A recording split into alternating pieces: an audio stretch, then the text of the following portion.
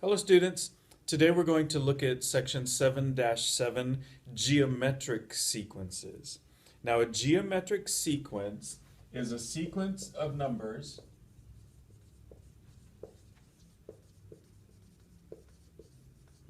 with a common ratio.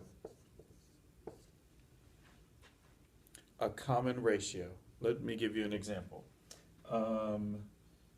2, 4, 8, 16, ... Now how do I find the common ratio? I take the second term and put it over the first term, or the third term over the second. So I'm going to take 4 over 2, and I know that equals to 2. So my common ratio would be, well, let's see if it's common. And then I would take 8 over 4, which also is 2, and I would take 16 over 8, which also equals 2. So my common ratio in this case would be 2, which means I have to multiply each term by 2 to get the next term. So we know that the next term would be 32, and the term after that would be 64, because I'm multiplying each by 2. Well, another example might be, let's say 256, 128, 64, 32, dot. That's a comma. And those are supposed to be dots. They're all squiggly just so. So now let's see if we have a common ratio. And again, I take the second term and put it over the first. So that'd be 128 over 256. And you can use your quick thinking skills and know that equals 1/2. And then I have 64 over 128. That also is 1/2.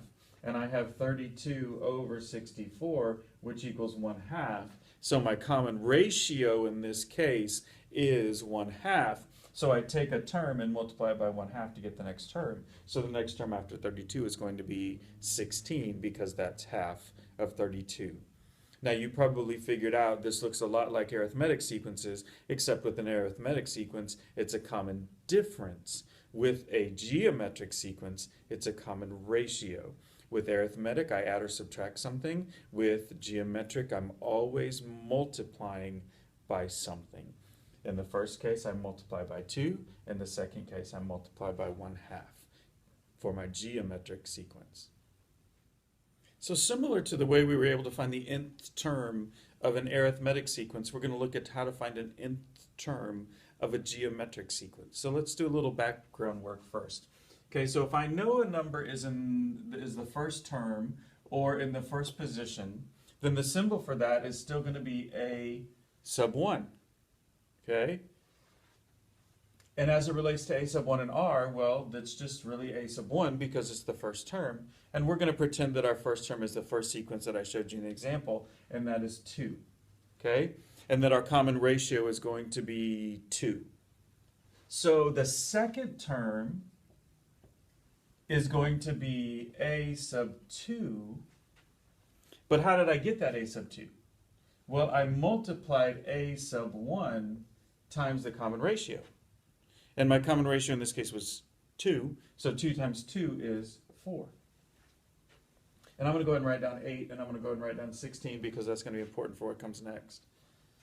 So my third term is a sub 3. Well, how did I get 8 from 2, not from 4? I still took a sub 1, which was the 2, and I multiplied it by 4, which is the common ratio squared. Okay? Because I'm always looking at how is this number relating to a sub 1? I took a sub 1 and I multiplied it by my common ratio, which is 2 squared, because 2 times 4 is 8. Let's see if it kind of helps with this one. So in the fourth term, I have a sub 4. That means I'm taking my first term and I'm multiplying it by r to the third power. Now, if r is, it's not that. If my common ratio was 2, what's 2 to the third power? Well, 2 times 2 is 4 times 2 is 8. So 2 to the third power would be 8. And a sub 1 times 8 is 16. You with me? I hope so. So let's look at the nth term. The nth term is going to be as a sub n, is our symbol for that. But how does that relate to a sub 1 and r? Well, how did I get 3? I did the sub minus 1. How did I get 2? The sub minus 1. How did I get r? The sub minus 1. And remember, we call that sub n. So a to the n is a to the 1, so a sub 1 times the common ratio to the n minus 1 power this time. Okay, once again, the formula for the nth term is a sub 1 times r to the n minus 1 power. And the way I would write that as an equation is a sub n equals a sub 1 times r to the n minus 1 power. And that is how we would find the nth term. Let me scoot this just a tad. That's how we would find the nth term of a geometric sequence. So if I'm looking for the 15th term in this sequence, I need a calculator. But if I was looking for the 15th term in the sequence, I would say a sub 15 equals 2, because that was my first term, times r to the 15 minus 1 power, r to the 14th power. So I'd have to go 2 times r to the 14th power. I cannot do that in my head. I have no clue what it is. So then I would have to use a calculator to plug that in, and that's how I can find the 15th term of that sequence. So let's do a couple of examples together. I'm going to slide the camera just a little bit. And what I want to do is come up with the equation for the nth term and then find whatever term it asks me to find. So these aren't your practice problems, these are samples. Here's letter A. So -6, 12, -24, 48 is my sequence. I know it's a geometric sequence because they told me it was. They told me to find something. So I need to first figure out what is my common ratio, then find the equation for the nth term, and then find the 8th term. Okay? So let's start with our common ratio.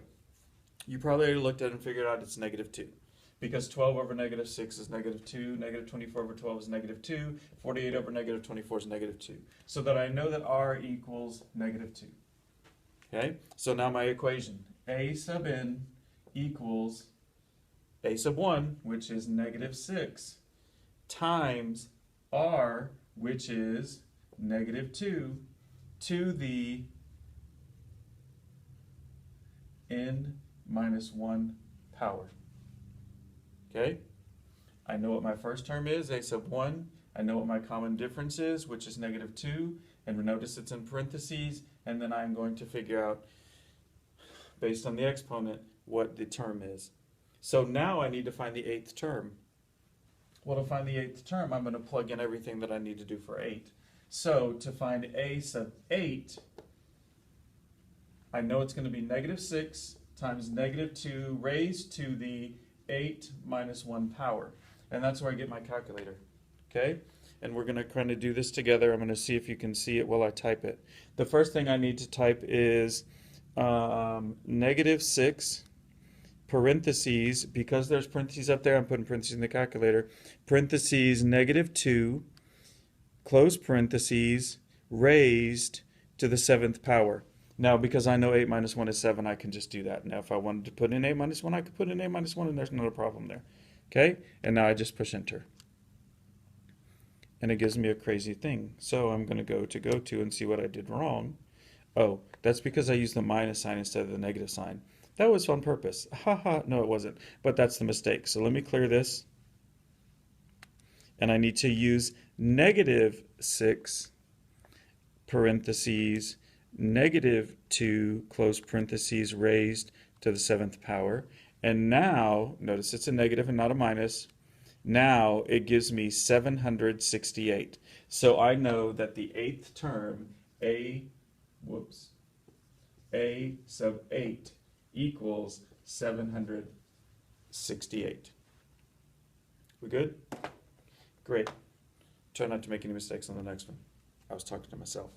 Next one is B, 248, ... and I need to find the 7th term. Well, first of all, I've got to find my R. And in this case, R is going to be 1/5. Now, I didn't use 40 and 20 because them are big numbers. I used 8 and 40. 8 over 40 is what reduces to 1 over 5. So that's how I figured out R equals. I know it's a geometric sequence, so I can use any two consecutive terms to find my common ratio because they already told me it was a geometric sequence. Okay? Thumbs up? Cool. So I know that R equals 1/5. Now I've got to figure out what is my equation for the nth term. So I know it's going to start with A sub n equals my first term, which is 200, times my common ratio, which is 1/5, into parentheses, raised to the n minus 1 power. That, my friends, is the equation. If I didn't have to find any nth terms, any other terms, that would be done. But it wants me to find the 7th term. So I got to plug in the 7. So it's going to be A sub n equals 200 times the quantity of, times 1/5 raised to the 7 minus 1 power. And that's how I'm going to get my calculator out. And we're going to type that in together. No negatives, so it's just 200. I hope you can see this. Open parentheses 1 divided by 5, close parentheses, raised. And we know that 7 minus 1 is 6, so I'm just going to raise to the 6th power. And that's what you should have typed into your calculadora. And then you hit enter, and you're given 0.0128. It's a crazy decimal. Should I change it to a fraction? Yes, absolutely. So we're going to go to math, enter, enter, and we're going to see that that fraction is, can you see it? Can you see it? 8 over 652. Sorry, that's 625. Can't read backwards. So we know that my 7th term equals 8 over 625. The other way to kind of work that out, it doesn't matter. Use a calculator. Don't do it in your head. I was going to tell you to do something in your head, but that's just nuts when I have something like that. Use a calculator and change it to a fraction. So the 7th term is 8 over 625. Again, know what your first term is. Secondly, find your common ratio by putting consecutive terms, make a ratio out of them, the farthest, the second term over the first term or the third term over the second term. That'll give you a common ratio, and then write your equation. Now what if I was going to graph this? Okay, if I was going to graph this, my first point would be 1 over 200 because that's the first term, and it's 200. The second term is 2 over 40. The third term is 3 over 8. The fourth, did I say over? That was completely wrong. It's 1 comma 200, and 2 comma 40, and 3 comma 8, and then 4 comma something, and then 5 comma something, and 7 comma 8 over 625. Does that sound like something that you remember? Yeah. Exponential functions? Absolutely. That's what it is, because there's exponents. And here are your two practice problems for this video. The first one is to find the next 3 terms in this geometric sequence. -7, 21, -63. Just tell me what the next 3 terms are. And the second part is to write an equation to find the nth term of that sequence, then find the 11th term. So 3 answers. Next 3, equation for the nth term, and what is the 11th term in this sequence. Take a picture of your practice problems, submit the red moto, and you'll be done.